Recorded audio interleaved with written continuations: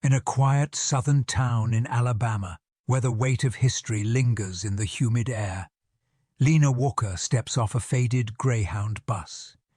If you want to how Lena Walker deals with these gangs, make sure you subscribe and follow. She isn't here for trouble. She's here for her mother, Evelyn, a woman of quiet strength, fighting an illness that's made everyday tasks a struggle. Their small house sits at the edge of town, nestled among towering oaks. Lena moves through the town like a shadow, her presence unassuming, her attire simple.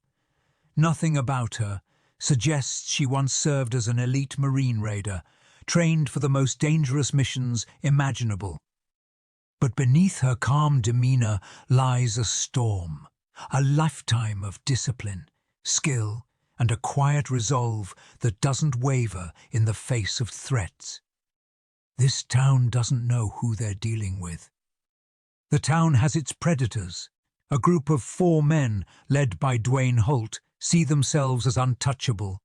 They lurk on street corners, picking their targets carefully, those too afraid to push back. One afternoon, as Lena stops at a gas station for a cold drink, she sees them surrounding a young black teenager. Their voices are sharp, their laughter cruel. Lena steps forward, not aggressively, not loudly, just with a calm authority that makes Dwayne hesitate for the briefest moment. "Leave him alone," she says. Dwayne sneers, but there's something in her eyes that unsettles him. Still, his pride won't let him back down for long. Humiliation festers, turning into something more dangerous. Later that evening, as Lena walks home from checking on an elderly neighbor, she notices them again. The same truck idling at the corner, headlights flickering. She doesn't change her pace. She already knows what's coming. As she passes the alley, they step into her path. Dwayne stands at the front, his grin smug under the streetlight. "Thought you could embarrass us and walk away," he drawls. Lena stops. She scans them, stances, potential weapons, weaknesses. Michael, the biggest of the group, steps forward, cracking his knuckles. "Bet you're not so tough without an audience." Lena exhales slowly, predictable. Men like them always assume they have the upper hand. "I'm just trying to get home," she says evenly. "You should do the same." Our calm only agitates them. Greg laughs nervously, masking his uncertainty. "Hear that, Dwayne? She thinks she can tell us what to do." Dwayne smirks. "Nah, she needs to be taught a lesson." From his pocket, Jason pulls out a switchblade, flicking it open with a smirk. "Bet she won't be so mouthy when she's scared." Lena's eyes flick to the blade, then back to Jason's face. She looks almost... "You don't want to do this," she says, taking a step back and setting her grocery bag on the ground. "Look at her," Greg jeers, already backing down. Lena straightens, her hands loose at her sides. Last chance. Walk away. Dwayne reaches out as if to grab her shoulder. That's all the invitation Lena needs. In a blur, she twists his wrist sharply, sending him stumbling back into Michael.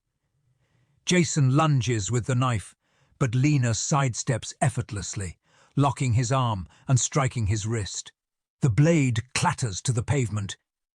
Greg freezes, eyes wide as his friends drop like dominoes.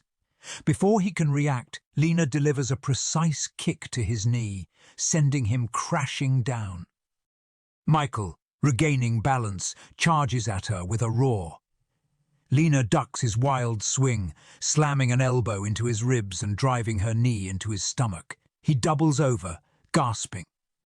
Dwayne, still clutching his wrist, tries to scramble back. Lena grips his collar, her voice low.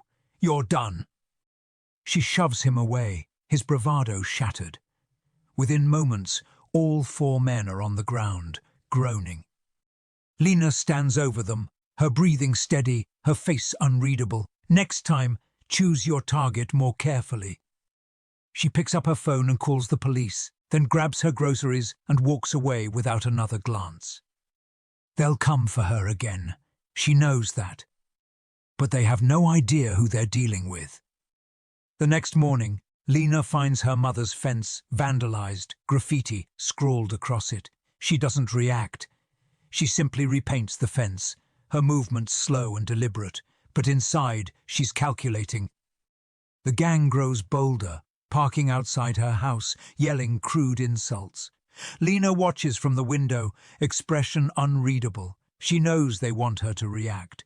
She refuses. One evening, as she walks home with a basket of food for her mother, she hears footsteps behind her. She turns a corner into a quiet alley. The footsteps follow. When the police arrive, red and blue lights flashing, Dwayne and his crew are on the ground, battered and groaning. Officer Mitchell, a veteran cop, steps out of his cruiser. He recognizes Lena instantly. "Lena Walker?" he asks, surprised. "You all right?" "I'm fine," she replies evenly. "They tried to attack me." Mitchell eyes the switchblade on the ground, the bruises on the gang members. He turns back to Lena. "You handled this alone." "I didn't have a choice." Dwayne, still holding his wrist, shouts, "She jumped us. We didn't do nothing." Mitchell smirks. "Is that right?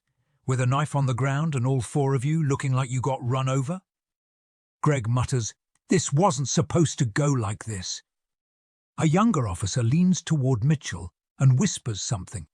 Mitchell's expression shifts. He turns back to Lena. "Didn't realize you were back in town. Didn't know you were Marine Raider either." Dwayne's face drains of color. "What?" "Mit." Please make sure you subscribe and follow for more powerful stories.